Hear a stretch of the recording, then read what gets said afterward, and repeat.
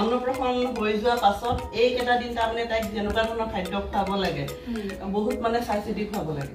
কাৰণ আমাৰ নিচিনাটো এতিয়া সিহঁতে ডাঠ আহাৰ খাব নোৱাৰে যি বস্তু খাব নোৱাৰে সিহঁতে অলপ ভালদৰে খুৱাব লাগিব সাৱধানে খুৱাব লাগিব আৰু ইহঁতৰ এতিয়া মগজু মানে বিকাশ হোৱা সময় এইখিনি সময় ইহঁতক মানে ভাল ভাল বস্তু খুৱাব লাগিব এতিয়া অন্নপ্ৰসন্ন হৈ নোহোৱালৈকেতো তাইক মাকৰ গাখীৰে খাই আছিলে কিন্তু এতিয়া মাকৰ গাখীৰ বাদেও এতিয়া মাকৰ গাখীৰত যিখিনি ভিটামিন আছে সেইখিনি বাদেও অন্য বাহিৰা আহাৰ খুৱাব লাগিব এতিয়া বাহিৰা আহাৰ খোৱালেহে তাইৰ যিখিনি মগজু বিকাশৰ কাৰণে যিখিনি লাগে সেইখিনি পাব এতিয়া তাই এটা মানে কি জানে না এটা আৰু এটা কথা কওঁ পোনপ্ৰথমে মানে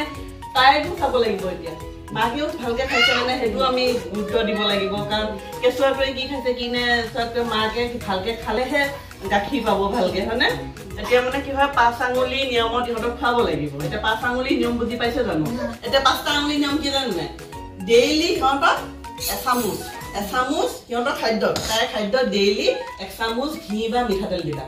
হা ডেইলি সিহঁতৰ খাদ্যত 1 চামুচ ঘি বা মিঠাতেল খাবই লাগিব তাৰ পাছত এটা হেতু হল এটা আঙুলি নিয়ম তাৰ পাছত দুটা আঙুলি নিয়ম হৈছে দুটা বাসন তাইৰ কাৰণে সদায় সেপাৰেট কৰি থব লাগিব বুজি পাইছা নে দুটা বাসন যেনেকে বাটি এটা আৰু চামুচ এটা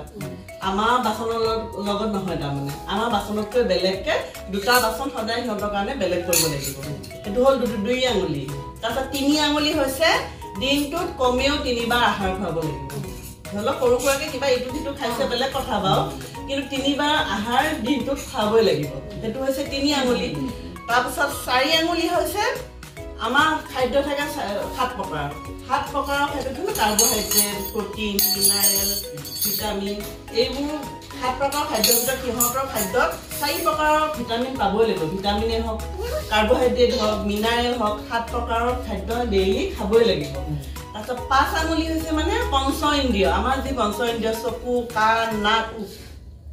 আমাৰ যি পঞ্চ ইন্দ্ৰিয় চকু কাণ নাক জিভা তাৰমানে কি তাই খাদ্যখিনি আমি ধৰি বনাই বলে চালত অকমান লগাই চালো বেছি গৰম নেকি বা অকমান জিভাত আমি লগাই চালো খাদ্য ঠিকে আছে নে সিহঁতে খাবনে নাখায় তেনেকে চকুৰে দি আমি সিহঁতক চাব লাগিব যেতিয়া আমি খাদ্য খুৱাই থাকো চকুৰে দি খুৱাব লাগিব ঠিক তেনেকে আমি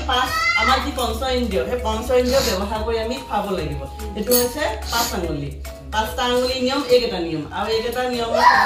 ডেইলি খাব লাগিব আৰু এটা কথা এতিয়া মানে কি 6 মাহ সম্পূৰ্ণ হল বুলি মাকৰ গাখীৰ নাখায় বাহিৰা আহাৰ খায় বুলি মাকৰ গাখীৰটো নোখোৱা নকৰিবা মাকৰ গাখীৰ খাবই লাগিব 2 বছৰ কমেও 2 বছৰলৈ খুৱাব লাগিব বুজি পাইছে নে কমেও 2 বছৰলৈ খুৱাবা তাতকৈ বেছি খোৱালেতো ভালেই কথা কুকুৰ মানে হেৰি প্ৰথম প্ৰতিষেধক বুলি কয় বুজি পাইছে নে ল'ৰা ছোৱালী এইটো প্ৰতিষেধক বুলি কয় যিকোনো বেমাৰ আজাৰৰ কাৰণে এই মাকৰ গাখীৰটো মানে ল'ৰা ছোৱালীৰ কাৰণে উত্তম আৰু গাখীৰ খোৱা মানে সিহঁতে বেমাৰ আজাৰৰ পৰা বাচি থাকে মাকো বেমাৰ আজাৰৰ পৰা বাচি